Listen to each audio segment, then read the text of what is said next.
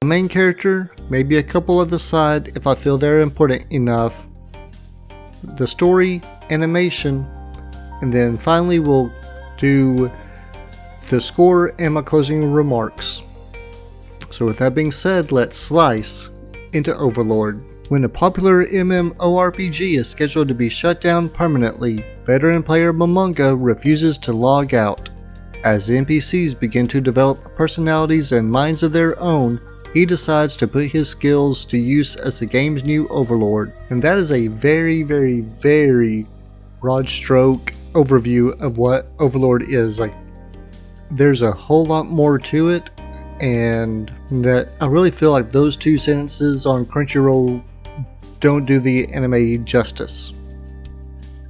Now, when it comes to my initial thoughts, this really wasn't a show that I was going into expecting to like, or really even necessarily wanting to watch, just because based on the looks of it, it didn't feel like something that I was going to enjoy, because it was different than Fairy Tail, One Piece, even shows like the Digimon and Dr. Stone, like all these other shows that I was watching. Overlord just seemed so far removed from all of that that I really didn't think I was going to like this show. But upon hearing from my friends about how good the show was and how good the manga was, I decided to give it a shot. So the main character is Momonga, or Ainzul Gaon. Now, he is outrageously overpowered, and that is putting it mildly, because in the previous game that he was in that got shut down, he was one of the heads of basically the biggest guild in that game that had all these world-breaking items and the strongest, the servants, everything. Like, they were best of the best. And so when he gets transported into this new game, new world, whatever it is, he still has all those items that still are as game-breaking as they were. And that really makes this the power scaling in the show really weird. Because you've got Momonga outrageously overpowered, and then you've got all these people that go up against Momonga outrageously underpowered. And there's just a real weird dichotomy here, and I really wasn't sure what to make of it. Momonga, to me, or Ainzul Gaon, doesn't really feel like a good main character.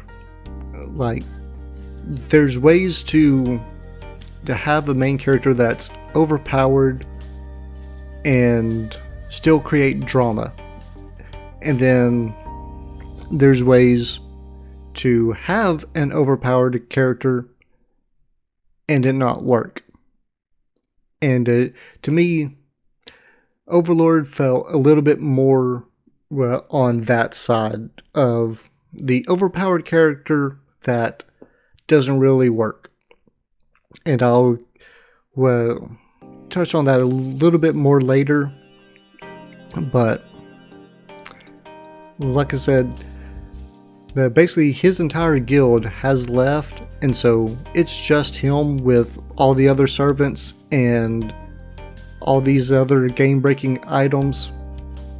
So he is far and away the most powerful being, at least the last time that I'd watched it, which was through the first 3 seasons. He is by far and away the most powerful character in the entire show. Now, the next sort of main character or so is Albedo. And I'm sure a lot of you all have seen Albedo or pictures of Albedo. In fact, I'm going to assume that the editor has put a picture of her in this thumbnail to try and get you all to watch it. So, if you see a big chested woman in the thumbnail, odds are that's Albedo. And that's really all that she is. Like, when we're first introduced to her, she really doesn't like Momonga. Like, if I remember correctly, she was programmed to not like him, and in his words, basically to be a witch.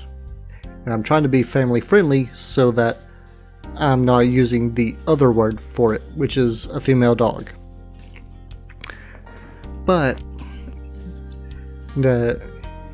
Momonga proceeds to mess with her settings, and by doing so, she becomes overly infatuated and obsessed with Momonga. And again, like, I don't feel that she's a good character. Like, through 3 seasons, she was just, oh, Momonga. Like, she needed to just jump off of Momonga and do something else, anything else. It's like that personality just did a complete 180 and then jumped way off, like so far off the map that they haven't even thought of that map yet. Now, the rest of the characters, aside from maybe the Demiurge, who's sort of like one of the heads or one of the most trusted advisors of Momonga, I don't feel the rest are really important enough. I know some people who have watched it are going to say, oh, what about Shaltir? No. Shaltir is a terrible character through the first 3 seasons. I'm not going to watch the 4th, even though people tell me it's good. The show's already lost me. It's not going to get me back. Just like Attack on Titan is on the verge of losing me and never getting me back. So, with the story, sort of as we've touched on with the synopsis, and as I've talked about some of the characters, he's like Momonga gets transported into another game world, and he is outrageously overpowered, and he proceeds to decide that he's going to take over this world, which, at least through the first 3 seasons, whatever he wanted to take over, he took over. And there was no ifs, ands, or buts about it. It was boom, done. And again, sort of as I've been saying, you see how overpowered he is and how little resistance there was, and you're like, where's the drama? I need drama. Like, not once do you really ever feel that he is going to lose. And that's probably the biggest problem that I have with this anime, is that you never feel that he is in danger or that there's any form of drama. Now the animation for this is really, really good. Like, there's some scenes that are excellently animated. Some are questionable, but I say that's just for the fan service of it, and they really wanted to turn up the maybe cringe a little bit. Now, when we get to my score of this, overall, I would probably give it about a 3, maybe a 4 at best. And again, this is just me going based on the first 3 seasons. And again, it's because they have an overpowered character that I feel is too overpowered, and they didn't curb that enough in the first 3 seasons. Like, the Demon King of the Misfit Academy has an overpowered main character, but there's always drama there. That works.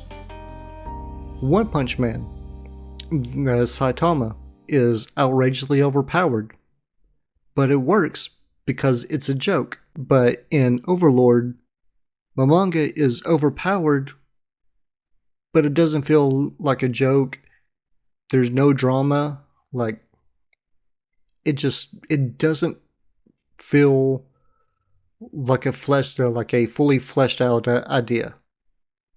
And again, that is probably my biggest problem with this, is that it's sort of trying to make you on the side of everyone else who's opposing Ainza, Ulgaon, or Momonga. Like, it's trying to put you on their side, even though this is the main character. And I don't really get the connection, with anyone else, because a lot of the other characters in this show are very, very vile, despicable. Like, it's very easy to not like just about anyone in this show. Like, honestly, the most enjoyment I got out of this show was probably in the 3rd season, when they were doing the Lizard Village arc. That was probably the best. Because there was drama. The lizard people weren't overpowered. Just the people they were going up against were. Now, as of recording this, there's 11 episodes in the 4th season, so I think that's right around as much as the other seasons. So you're looking at about 44 to 50, little more than 50 episodes. So you can get through it in a couple of days if you want to. Personally, I wouldn't recommend watching this anime. There's a lot of people that are very high on it. I don't think it's that good, but you all can watch a few episodes, be the judge, and who knows, you all may enjoy it and may come back to the video to tell me that I'm a loser, I have no idea what I'm talking about, in which, who knows, I may not know what I'm talking about. Just, I know based on my personal preferences what I like and what I don't like. And I don't like Overlord, and I don't think it's good. I don't think you all should watch it. If you watch it and you disagree with me, then please let me know down below.